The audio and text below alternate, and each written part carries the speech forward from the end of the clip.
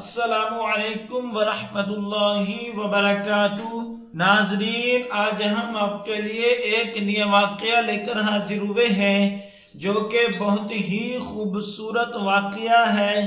یہ واقعہ شعبان المعظم، استقبال رمضان کا مہینہ، اسلامی سال کا 8واں مہینہ شعبان المعظم نفلی روزوں اور عبادات کے لیے انتہائی فضیلت والا ہے۔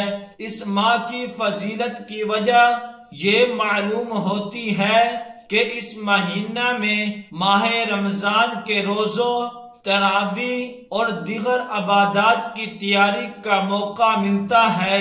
رمضان المبارک کے استقبال اور عبادت کی تیاری ہی کی وجہ سے آن حضرت محمد صلی اللہ علیہ وسلم نے اس مہینے میں خصوصیت سے خیر و برکت کی دعا فرمائی ہے۔ حضرت انس رضی اللہ عنہ فرماتے ہیں کہ رسول اللہ صلی اللہ علیہ وسلم یہ دعا فرمایا کرتے: اے اللہ، ہمارے لیے رجب اور شعبان میں برکت عطا فرما اور ہمیں رمضان کے مہینے تک پہنچا۔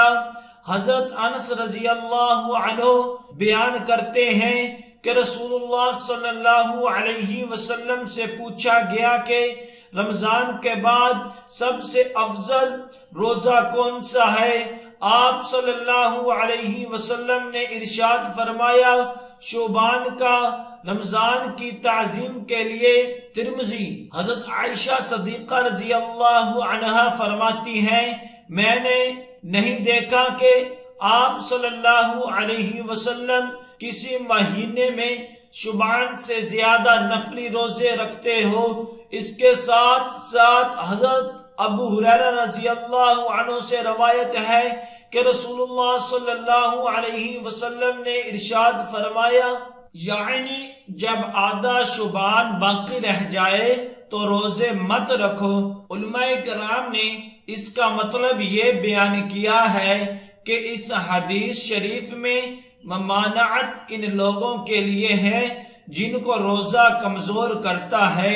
ایسے لوگوں کو یہ حکم دیا گیا کہ نصف شعبان کے بعد روزے مت رکھو، بلکہ کھاؤ پیو اور طاقت حاصل کرو تاکہ رمضان المبارک کے روزے قوت کے ساتھ رکھے جا سکے اور تراویح دیگر عبادات نشاط کے ساتھ انجام دی جا سکے۔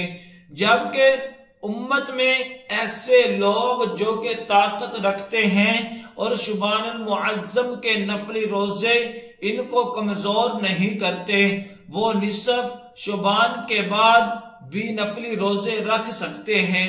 حکیم الامت حضرت مولانا محمد اشرف علی تھانوی رحمۃ اللہ فرماتے ہیں: میرا ذوق یہ کہتا ہے کہ رمضان المبارک میں شب کو جو جاگنا ہوگا، شعبان المعظم کی شبوں میں جاگنا اس کا نمونہ ہے، اور شعبان المعظم کی نفلی روزے رمضان المبارک کے فرض روزوں کا نمونہ اور عادی بنانا ہے، اور آدھے شعبان کے بعد روزوں سے جو منع فرمایا گیا ہے یہ در حقیقت رمضان المبارک کی تیاری کے لیے فرمایا گیا ہے، یعنی کھاؤ پیو اور رمضان کے لیے تیار ہو جاؤ اور یہ امید رکھو کہ روزے آسان ہو جائیں گے۔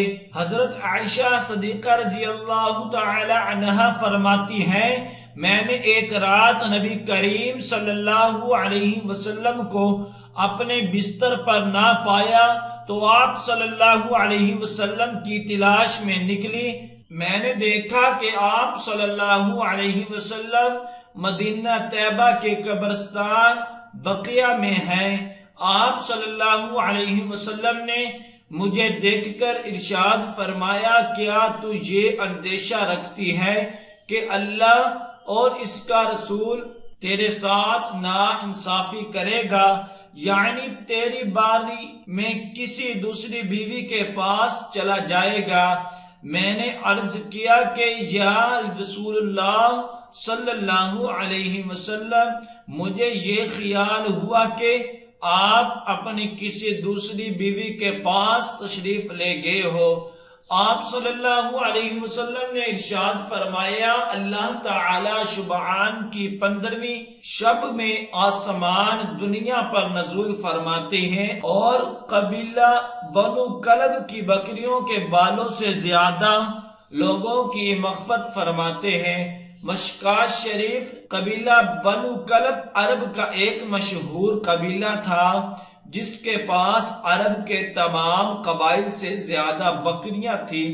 حدیث مبارکہ کے مطابق چونکہ اس رات میں بے شمار گناہگاروں کی مغفرت اور مجرموں کی بخشش ہوتی ہے اور عذاب جہنم سے چھٹکارا اور نجات ملتی ہے، اس لیے عرف میں اس رات کا نام شب برات مشہور ہو گیا۔